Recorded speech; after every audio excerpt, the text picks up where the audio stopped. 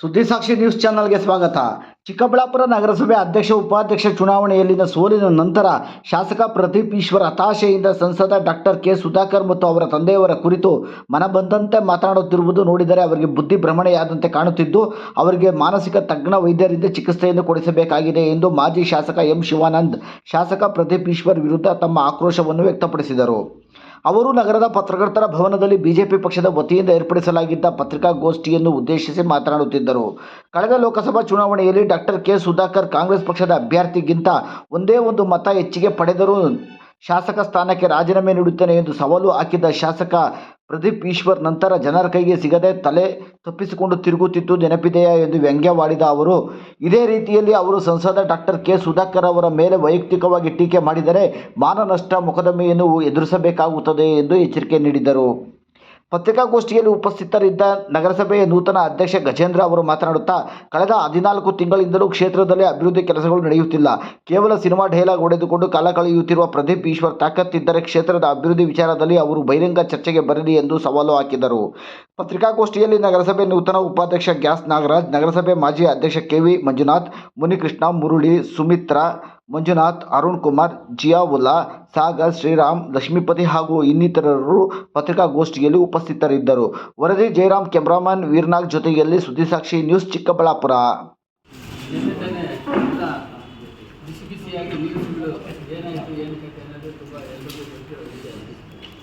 ಒಂದು ವಿಷಯದಲ್ಲಿ ಏನಂದ್ರೆ ನಾವು ಮೊದಲೇ ಹೇಳಿದ್ದೀವಿ, ಸುಧಾಕರ್ ಅನ್ನೋದು ವ್ಯಕ್ತಿ ಅಲ್ಲ ರೀ, ಅದೊಂದು ಶಕ್ತಿ. It is a brand name. Sudhakar ಅನ್ನೋದು ಒಂದು ಬ್ರಾಂಡ್. ಅವ್ರ ಹೆಸರು ಹೇಳಿದ್ರೆ ಸಾಕು, ಚಿಕ್ಕಬಳ್ಳಾಪುರದಲ್ಲಿ ಬೆಂಬಲ ಕೊಡ್ತಾರಪ್ಪ ಅಂತ ನಾನು ಅನೇಕ ಸಲ ಹೇಳಿದ್ದೀನಿ. ನಂಬರ್ 1. ಎರಡನೇ, ನಮ್ಮ ಕೌನ್ಸಿಲರ್ಗಳನ್ನ ಮೊದಲೇ ಸೆಲೆಕ್ಷನ್ ಮಾಡಿ ಅವ್ರಿಗೇನೋ ಯಾವುದೋ ದೇವಸ್ಥಾನಕ್ಕೆ ಹೋದರೆ ಸುಧಾಕರ್ ಕಳಿಸಿದ್ದಾರೆ ಅಂತ ಬೋಗಸ್ ನ್ಯೂಸ್ ಹೇಳಿದರು. ಅದಕ್ಕೆ ಮೊನ್ನೆ ಪ್ರಶ್ನೆಯಲ್ಲಿ ಉತ್ತರ ಕೊಟ್ಟಿದೆ. ಆಮೇಲೆ ಎಲ್ಲೆಲ್ಲೋ ನೋಡಿ, ಒಬ್ಬ ಕೋಟಿ 1 ಲಕ್ಷ ಕೋಟಿಗೆ ಆಸ್ತಿ ಡಿಕ್ಲೇರ್ ಮಾಡ್ಕೊಂಡಿರೋದು ಎಲ್ಲ ಗಗನದಲ್ಲಿ ನನ್ನ ಬಾಡಿಗೆ ಪತ್ರ ಕೊಟ್ಟು ನನಗೆ ಓಟಿದೆ ಇಲ್ಲಿ ಕೊಡಿ ಅಂತ ಹೇಳಿ ಅರ್ಜಿ ಹಾಕೋದು ನ್ಯಾಯ ಇದೆ ಕೂಡ ಪ್ರಶ್ನೆಯಲ್ಲಿ ಹೇಳಿದ್ದೀವಿ. ಸೊ ಇವಾಗ ಎಲ್ಲ ವಿಷಯಗಳು ನಮ್ಮ ವೈದ್ಯರು ನಮ್ಮ ಪ್ರೆಸಿಡೆಂಟ್ನ ಆಯ್ಕೆ ಮಾಡಿರೋದಕ್ಕೆ ಮೊದಲನೇದಾಗಿ ನಮ್ಮ ಚಿಕ್ಕಬಳ್ಳಾಪುರ ಜನತೆ ಹಾಗೂ ಅವರು ಸೆಲೆಕ್ಷನ್ ಮಾಡಿದಂಥ ಕೌನ್ಸಿಲರ್ಗಳಿಗೆ ನಮ್ಮೆಲ್ಲರ ಸಹಕಾರ, ನಮ್ಮ ಅಭಿನಂದನೆಗಳು ನಾನು ನಿಮ್ಮ ಮುಖಾಂತರ ತಿಳಿಸ್ತಾ, ಮಾನ್ಯ ಪ್ರದೀಪ್ ಈಶ್ವರ್ ಅವರು ಅದೇ ನಮ್ಮ ಉಪಾಧ್ಯಕ್ಷರೆಲ್ಲ ವಿಷಯಗಳು ಹೇಳಿದ್ದಾರೆ. ನಾನೊಂದು ಮಾತು ಹೇಳ್ಬೇಕು ಅಂತ ನನಗೆ ಇಷ್ಟ ಆಯಿತು. ನಾನು ಅನಾಥ ಹುಡುಗ ಅಂತ ಹೇಳ್ತಾನೆ. ತಂದೆ ತಾಯಿ ಇಲ್ಲ, ನನಗೆ ಅನಾಥ ಹುಡುಗ ಬೆಂಚ್ ಕಾರ್ನಲ್ಲಿ ಬರ್ತಾನೆ ಅಂದರೆ 1.25 ಕೋಟಿ ಬೆಂಚ್ ಕಾರ್ನಲ್ಲಿ ಅನಾಥ ಹುಡುಗ ಬರ್ತಾನೆ. ನಮಗೂ ತಂದೆ ತಾಯಿ ನನಗೂ ಇಲ್ಲ. ನನ್ನ ತಂದೆ ತಾಯಿ ಇಲ್ಲ, ನನಗೂ ಇಲ್ಲ. ಎಷ್ಟು ಜನಕ್ಕಿಲ್ಲ ಚಿಕ್ಕಬಳ್ಳಾಪುರದಲ್ಲಿ ತಂದೆ ತಾಯಿ ಅಂದ್ರೆ? ತಂದೆ ತಾಯಿ ಎಲ್ಲರೂ after the getting age of old age ಎಲ್ಲರೂ ಹೋಗ್ಬೇಕು. ಮನುಷ್ಯ ಹುಟ್ಟತಾನೆ ಸಾವು ಖಚಿತ ಆಗುತ್ತೆ. ಅದನ್ನು ಹೇಳ್ಕೊಂಡು ನಾನು ಅನಾಥ ಅಂತ ಹೇಳೋದು, ಬೆಂಚ್ ಕಾರ್ನಲ್ಲಿ ಬಂದು ಇಳಿಯೋದು. ಅವ್ರ ಲ್ಯಾಂಗ್ವೇಜ್ ಕರ್ನಾಟಕ ವಿಧಾನಸಭೆ ಆಯ್ಕೆ ಆದ ತಕ್ಷಣ ಅವ್ರಿಗೆ ಟ್ರೈನಿಂಗ್ ಕೊಡ್ತಾರೆ. ಏನು, ಒಂದು 15 ದಿವಸ ಯಾವ ಥರ ಬಿಹೇವಿಯರು, ಯಾವ ಥರ ನಡ್ಕೊಬೇಕು, ನೀತಿ ಪಾಠ ಏನು, ಯಾವ ಥರ ಸಬ್ಮಿಷನ್ ಮಾಡಬೇಕು ಅಂತ ಟ್ರೈನಿಂಗ್ ಕೊಟ್ಟಿರ್ಬೇಕು ಅವ್ರಿಗೆ. ಬಹುಶಃ ಇದನ್ನು ಟ್ರೈನಿಂಗ್ ತಗೊಂಡವನ ಇಲ್ಲ ಅನ್ಸುತ್ತೆ. ಇವ್ರ ಬಿಹೇವಿಯರ್ ನೆವರ್ ಚೇಂಜ್. ಅವರು ಅದೇ ಥರನೇ ಅವತ್ತು ಹೆಂಗಿದ್ರು ಅದೇ ಥರನೇ ಮಾತಾಡ್ತಾರೆ, ಅದೇ ಥರನೇ ಬೈಕ್ ಬಂದಿದ್ದೆಲ್ಲ ಮಾತಾಡ್ತಾರೆ. ಇದ್ರ ಬಗ್ಗೆ ಹೋರಾಟ ಮಾಡಬೇಕು. ನೋಡಿ, ಪಾಲಿಟಿಕ್ಸ್ ಡಿಪ್ಲೊಮ್ಯಾಟಿಕ್ ಪಾಲಿಟಿಕ್ಸ್ ಮಾಡಲಿ, ಶಿಸ್ತುಬದ್ಧ ಪಾಲಿಟಿಕ್ಸ್ ಮಾಡಲಿ, ಒಪ್ಕೊಳ್ಳೋಣ. ಅದು ಬಿಟ್ಟು ಅದು ಇದು ಅಂತ ಥರ್ಡ್ ಲ್ಯಾಂಗ್ವೇಜ್ ಮಾತಾಡೋದ್ರಲ್ಲಿ ಅವರು ವ್ಯಾಲ್ಯೂ ಅವರೇ ಕಳ್ಕೊಳ್ತಾರೆ. ಈಗಾಗಲೇ ಜನಕ್ಕೆ ಗೊತ್ತಾಗಿದೆ, ಚಿಕ್ಕಬಳ್ಳಾಪುರ ಜನಕ್ಕೆ, what is MLA, what is MP ಅಂತ. ಅರ್ಥ ಆಯ್ತಾ? ಅವರು ಸುಮಾರು 2013 ಸುಧಾಕರ್ ಅವ್ರು ಏನು ಮಾಡಿದ್ದಾರೆ, ಈ 1 ವರ್ಷ 3 ತಿಂಗಳು 4 ತಿಂಗಳು ಆಗಿದೆ. ಇವರು ಏನು ಆಟ ಆಡ್ತಾ ಇದ್ದಾರೆ ಅಂತ ಎಲ್ರಿಗೂ ಗೊತ್ತಾಗಿದೆ. ಸೊ ಇನ್ ಫ್ಯೂಚರ್ನಲ್ಲಿ ಸುಧಾಕರ್ ಅವ್ರ ಹೆಸರು ಹೇಳಿದ್ರೆ ನೆಕ್ಸ್ಟು ಅಷ್ಟೇ ಮುಂದೆ ನಗರಸಭೆ ನಮ್ಮ ಕೈಗೆ ಬರೋದು 100% ಗ್ಯಾರಂಟಿ.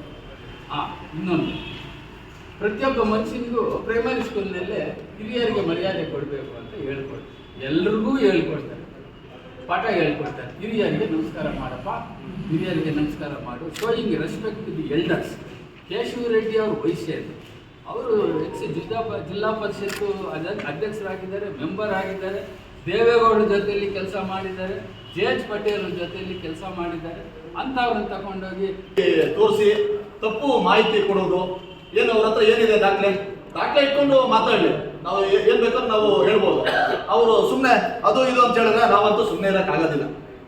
ನಾವು ಅಭಿವೃದ್ಧಿ ವಿಚಾರದಲ್ಲಿ ಬರಲಿ, ಯಾರಾದ್ರೂ ಬರಲಿ, ನಾವು ಅವ್ರಿಗೆ ಸಹಕಾರ ಕೊಡ್ತೀವಿ, ಅವ್ರ ಜೊತೆಲಿ ಕೈ ಜೋಡಿಸ್ತೀವಿ. ನಮ್ಮ ನಾಯಕರು ನಮ್ಮನ್ನು ಆಯ್ಕೆ ಮಾಡಿರೋದು ಊರು ಅಭಿವೃದ್ಧಿ ಆಗಬೇಕು, ಬಡವ್ರ ಕಷ್ಟ ಸುಖ ನೋಡಬೇಕು ಅಂತ ಕಳಿಸಿರೋದು.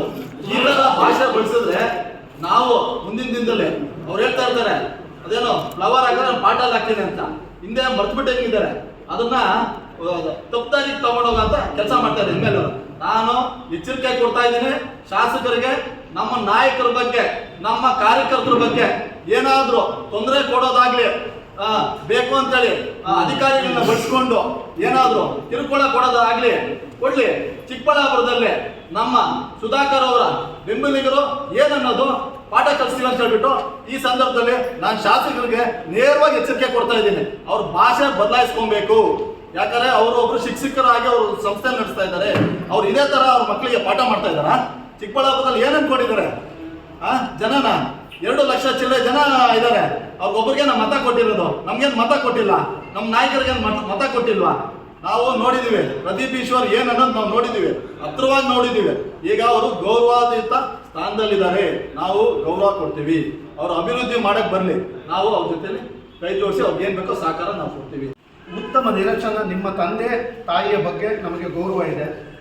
ಮತ್ತೊಬ್ಬ ತಂದೆ ತಾಯಿಯನ್ನು ಗೌರವಿಸೋದನ್ನು ತಾವು ಕಲೀರಿ.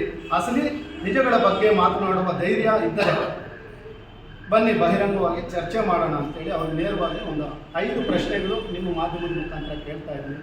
ಇನ್ನು ಮುಂದಾದರೂ ಅವರು ಈ ಚಿಕ್ಕಬಳ್ಳಾಪುರ ಗೌರವನ, ಈ ಜಿಲ್ಲೆಯ ಗೌರವನ ಎತ್ತಿ ಹಿಡಿಬೇಕಂತೇಳಿ ನಾನೊಬ್ಬ ಉಪಾಧ್ಯಕ್ಷನಾಗಿ ಅವ್ರನ್ನ ಕೇಳಲಿಕ್ಕೆ ಬಯಸ್ತೀನಿ ಸರ್.